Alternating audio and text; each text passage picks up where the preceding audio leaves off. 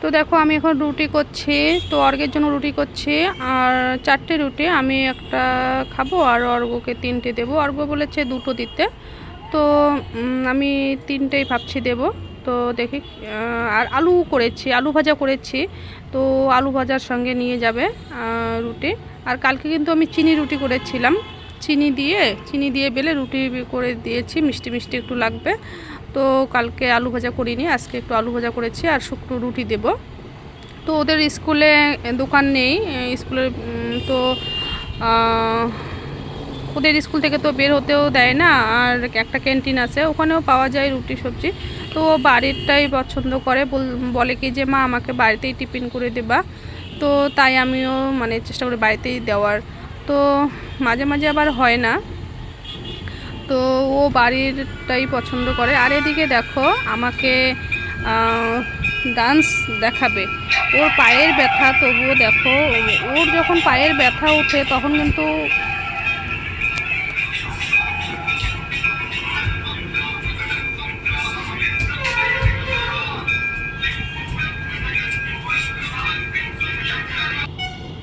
তো ওর যখন পায়ের ব্যথা ওঠে তখন কিন্তু ওর এতটা মানে কাতর, মানে এতটা ভাবে মানে অসুস্থ বোধ হয়ে মানে কথা বলে, মানে এতটা মানে তখন মানে খুব খারাপ লাগে, খুব কষ্ট লাগে আমার।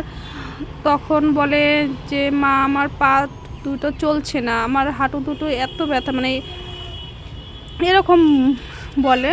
তো তবুও দেখো ও কিন্তু স্কুলে কালকে গিয়েছিল, তোমাদের বলেছিলাম যে স্কুলে যাবে না, ও কিন্তু তারপর যখন আমরা তো স্কুলের পাশেই থাকি, তো ও যখন জানালা দিয়ে দেখে যে স্কুলে সব ছাত্র আসছে, তো ও কিন্তু তখন আর ঠিক থাকতে পারে না, ও কিন্তু আবার রেডি হয়ে চলে গেছে। তো তাড়াহুড়ো করে রেডি হয়ে চলে গেছে, স্কুল ও বাদ দিতে চায় না। আর একদম বাড়ির সামনেই স্কুল না, ওর আর মনটাই থাকে না। আর এমনিতেও ও স্কুল যাওয়া পছন্দ করে খুব, তো স্কুল ও নিজে থেকে বাদ দেয় না, হয়তো বছরে একদিন, তো হয়তো বা তো অন্য কোনো বিষয়েই যায়। তো দেখো আমাকে ডান্সটা দেখাবে, মানে এই ডান্সটা হচ্ছে স্কুলে প্র্যাকটিস করাচ্ছে ম্যাম। তো স্কুলে কি কলা উৎসবের জন্য তো শুরু করেছে। তো ওর পায়ের ব্যথা, আমি বলছি ম্যামকে বলো যে আমি এখন করতে পারবো না, আমি আগে ডক্টর দেখাই তারপর করব। তো ম্যামকে ভয়ে বলে না, আর ওই ব্যথা নিয়েই করে কিন্তু জানো। আর আর আমাকে দেখাচ্ছে যে আমি স্কুলে এটা করি, আমি বলছি যে না পা ব্যথা তুমি এটা করো না, তবুও করছে দেখো। তো জানো কি, তো মানে বাচ্চারা না, মানে ওরা বড়দের থেকেও কিন্তু একদমই আলাদা। ওরা কিন্তু কোনো অসুস্থ কোনো রোগকে অতটাই করে না, ওরা কিন্তু চলতেই আছে এরকম কিন্তু হয়। যখন কোনো সিরিয়াস ব্যাপার হয় তখন ওটা আলাদা ব্যাপার, কিন্তু তবুও কিন্তু অর্ঘ্য চলে। বা অন্য বাচ্চারাও কিন্তু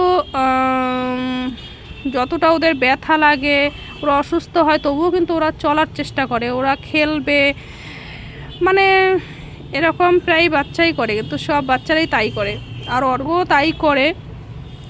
তো সিরিয়াস ব্যাপারেই কিন্তু ওরা তখন মানে বিছানায় শুয়ে পড়ে।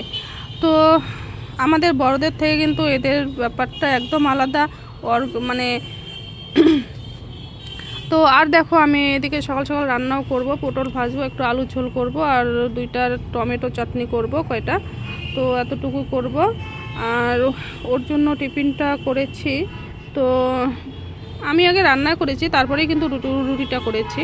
তো রুটির ভিডিওটা আগেই দিলাম। তো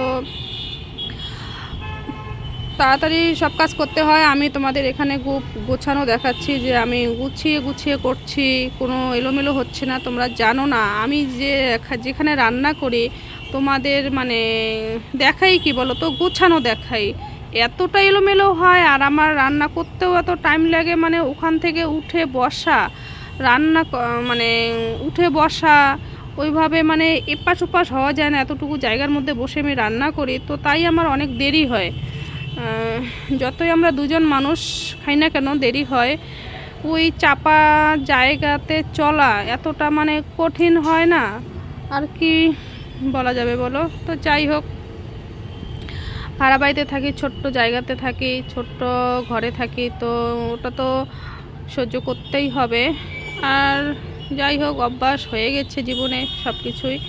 তো আমার এদিকে সবজিগুলো কাটা হয়ে গেছে। আর অর্ঘ্য কালকে কি করেছে জানো, আমি রান্না করেছি, কালকে আমি বাড়িতেই ছিলাম। আর অর্ঘ্য স্কুল থেকে আসার পরে তোমাদের দেখিয়েছিলাম না যে 4টে আমি কলা নিয়ে আসছি, ও এসেই করছে কি ফ্রেশ হয়ে এসেই একটা কলা খাওয়া শেষ, মানে মুখে ঘোরানো শেষ, বলাও শেষ, মা আমি কলা খাচ্ছি। আমি ওদিকে দেখি নাই, আবার 3টা কলা ও ভাত খাওয়ার আগে কখন চুপ করে খাইছে এই 1 মিনিটের মধ্যে আমি বলতেই পারি না। চিন্তা করো, মানে আমি বকছি কিন্তু যে ও ভাত খাওয়া বাদ দিয়ে ও কলা দেখছে, কলা খেয়ে ফেলছে, এরকমটা করে না, বোঝে, কিন্তু ওর মনে হয় খুব মনটা